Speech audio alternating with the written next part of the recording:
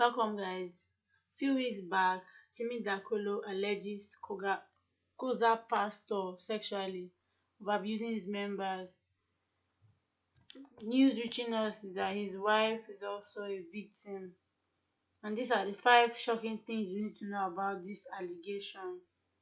One of the most shocking and explosive stories you'll be reading today is that of Timi Dakolo's wife, Busola Dakolo, revealing how the senior pastor of Commonwealth of Zion Assembly, Biodun Fatoyinbo, raped her twice years ago.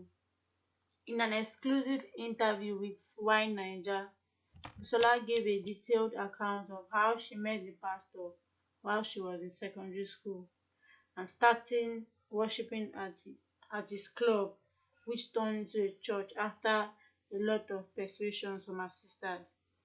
Busola revealed in graphic details how Pastor Biodun Fatoyinbo was ruthless and unremorseful during the period he raped her. She went on to reveal how he finally opened up to her family about the rape incident and how her brother was held back from attacking Pastor Fatoyinbo. Here are five explosive things Busola Dakolo said about Pastor Biodun. Their first encounter. I have to say this is the first time I will be coming out like in public to discuss something with someone else, except my family and my husband. I was still in secondary school and I came home. I was still staying in Ilorin because I was born in Ilorin, went to primary and secondary in Ilorin. I returned home for a particular holiday and my sisters all told me that they are now going to a particular club. I went there and they said it was time for first timers to stand up, and I did. Introduced myself as Busola and explained my journey there, she said. She went on to talk about how she wasn't really interested in coming to the club because of the way they worshipped God, but was impressed by the kind of messages and what people had to say. After the message, Pastor Biodun Fatoyinbo preached. He came to meet me after the service. Then it wasn't Koza, it was called Divine Delight Club. And he wasn't married yet, but he was engaged to his present wife. He came to meet me and said I was such a bold lady, that he had never seen someone like this, that I needed to keep the fire. Then he said, can you do something in the next meeting before you go to school? He asked me when I'll be going back to school. Then I told him I can sing and he said that's great. He then said he plays the keyboard, that he would help me rehearse. So I told my sisters. She said, for Busola, because she was skeptical about the club, she informed her sister about her unwillingness to actually go ahead with the plan, to which they rebuffed her. She, however, agreed and decided to go ahead. My sisters then took me to his house. He was living with his father and his wife was always there. She left me there because she was already seated by the keyboard. As at then, I didn't have a phone, even my house. We didn't have any landline. So she asked me what kind of song I wanted to sing. I did, and we rehearsed, and I went back home. So the next meeting I did this song and I was singing Someone Came Out to Give His Life to Christ. After the service, he gave me books to read, but it wasn't at the spot, she said. Second thing, how Pastor Biodun Fatoyinbo raped her the first time. The first time he visited, he asked if she would join him on an errand run. Her mother was concerned, but didn't really push when Busola insisted that she wanted to go. They drove in his white Mercedes Benz and finally spoke for the first time.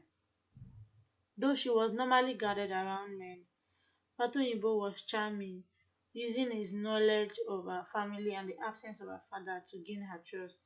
Before long, he was visiting the house regularly, engaging her in ways her unavoidably distant sisters weren't.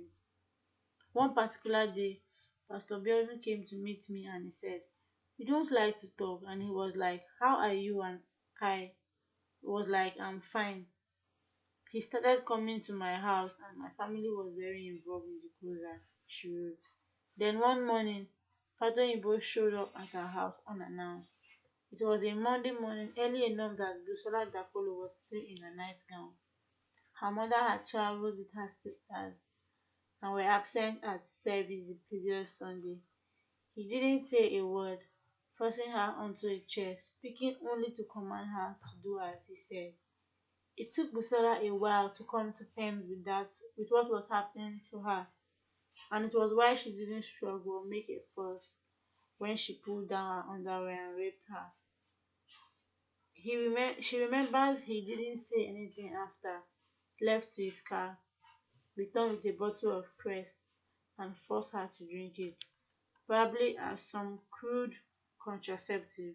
She remembers him saying, "You should be happy that the man of God did this to you."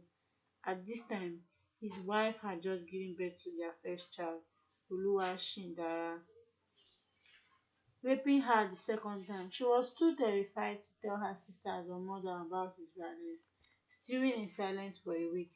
Her sisters were active in the church, and to avoid suspicion, she followed them to church the next Sunday. She remembers he spoke about grace during the service, and after, Modele Fadoyinbo asked that she comes to the house to help her with her new baby, something she had never done before. It was normal for church members to come to serve at the pastor's house, so her sisters allayed her protest. Feeling she had no options, she went to her pastor's house. Pastor Ivo tried to isolate her later that night from his wife and her daughter by insisting she slept in the family's guest room. She managed to thwart his plans, appealing to the pastor's wife to let her sleep in their master bedroom.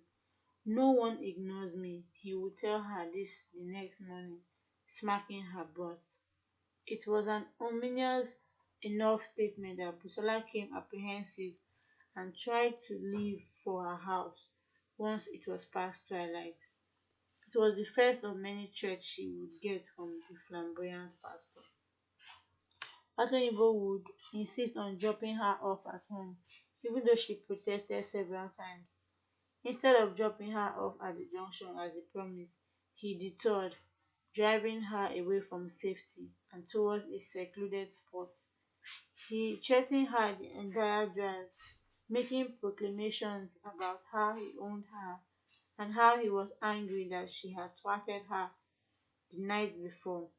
He opened the car, pulled her out of the passenger seat, and raped her a second time in the space of a week, first behind the car, then moving her to the bonnet for ease of access. She didn't fight. She had lost all her will to. She would protect her virginity for so long that having it forcefully taken this way broke her. He gathered back into the car when he was done and told her he loved her, speaking of how he told his pastors that men of God raped women, that there was nothing special about what he did. He dropped her off outside her home as though everything was normal. Pastor Biodun Fadoyinbo confessing. In Lagos, her sister, who she believed was the site, told her about a dream she had had where she had seen Busola crying, blood on the chair, and Fadoyinbo smiling. He asked her pointedly, breaking months of silence and starting a flood of admissions about the rape and everything that had happened. Her sister convinced her to return to the lorry, and together they told her other sisters and their brother, who was studying at the University of Ilorin. Their brother flew into a rage, grabbing a pocket knife and taking her to Fadoyibo's house. He was able to intercept them before they reached his house, and together with Wole Soetan, who she suggests is now the pastor of the Kozan Port Harcourt branch, convinced them to return home and that Fadoyinbo would follow. The pastor and two of his church members would eventually come to pacify her family, blaming the devil, and Soetan even promising to leave the church to show how little tolerance he had for promiscuity. After Soetan would confide in Busola that he couldn't leave the church because he felt Fadoyinbo was weak and needed spiritual guidance and support. He convinced her siblings to keep the rape and assault from their mother. Numb to all emotion, Busola pretended to concede, and after 2 weeks of constant visitation from the pastors and the unspoken implication that Fatoyinbo was an alleged reform cultist with a lot to lose if news of her rape went public, she returned to the church to protect her family and project normalcy. How Pastor Biodun Fatoyinbo continued to target her. Fatoyinbo continued to target Busola in the intervening months, organizing prayer sessions and specialized deliverance sessions which get pastors to help repair her bondage and suggesting to her that the violence he had met towards her was a problem they both had in common and needed communal deliverance. Busola would find out that Fatoyinbo had been telling Judgment Bar that she wasn't ready for a relationship when the pastor's cousin befriended her. Their time would eventually develop into a relationship and she would confide in him about what had happened to her. With this help, she would leave the church and join another congregation. Thank you.